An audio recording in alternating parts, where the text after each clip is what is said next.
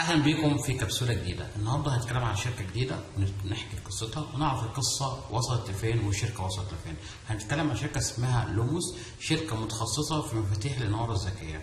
يعني ايه؟ يعني حضرتك السمارت هوم، يعني اللي بيحصل الفتره اللي فاتت ان انا مثلا عايز اعمل كنترول للبيت عندي او لاي مكان، ان اعمل تحكم عن بعد، هو ده اللي بتعمله الشركه.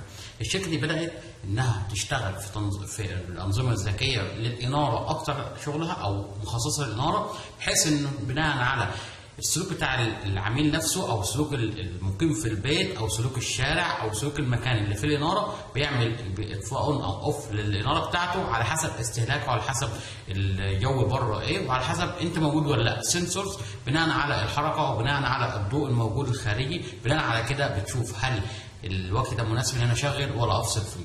طبعا الشركه دي او النموذج ده اشتغل في مصر اصلا الفتره اللي فاتت، كان نموذج كويس واشتغل في حاجات كتير. طيب ايه اللي حصل في الشركه دي؟ نيجي بقى نعرف اللي حصل. ان التجربه كانت كويسه جدا ونفعت ناس كتيره جدا، ولكن في شويه حاجات كده مهمين عملوهم. اول حاجه عملوهم انه عملوا تزامن او ربط او سينكرونايزيشن بينهم وبين حاجه زي جوجل اسيستنت، امازون اليكسا، سيري في الابل والحاجات دي، بحيث ان هو يقدر يتحكم عن طريق الاوامر الصوتيه وعن بعد وهكذا. ادى نظام متكامل اللي هو الايكو سيستم للعميل بتاعه، بحيث انه يقدر ياخد.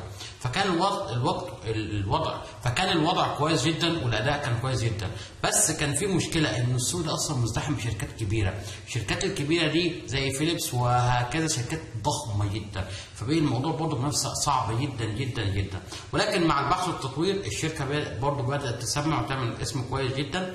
ولكن العروض اللي حصلت من الشركات المنافسه والمنافسه السعريه خلتهم مش قادرين، خصوصا وده مهم جدا جدا، التمويل بتاعهم ما كانش قوي، وان هم متخصصين في الجزء ده بس في التكنولوجي. فانا ببيع نيو تكنولوجي في نيو ماركت، فمعنى كده انه احتماليه البيع ضعيفه جدا، في حين انه باقي الشركات زي فيليبس حتى لو المنتج ده قعدت 10 سنين تبيع فيه من غير ما تكسب منه، مش فارقه معاها، لان هي عندها تكنولوجيا تانية بتبيع وشغاله وبتحقق لها ربح.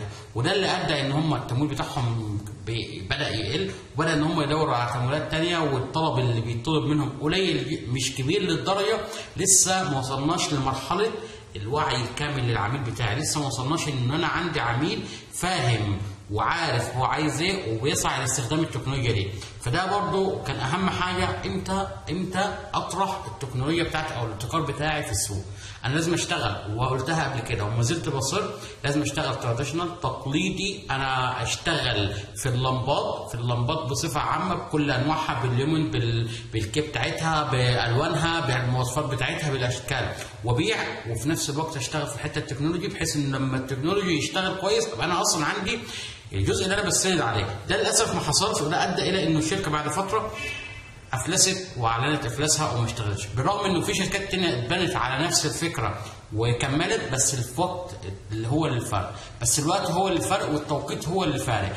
امتى انزل التكنولوجيا بتاعتي، وامتى اعتمد على التكنولوجيا بس، وامتى انزل تكنولوجيا جديده واشتغل عليها واحارب في التكنولوجيا الجديده. ودي كانت كبسوله النهارده، وانتظرونا في كبسوله جديده.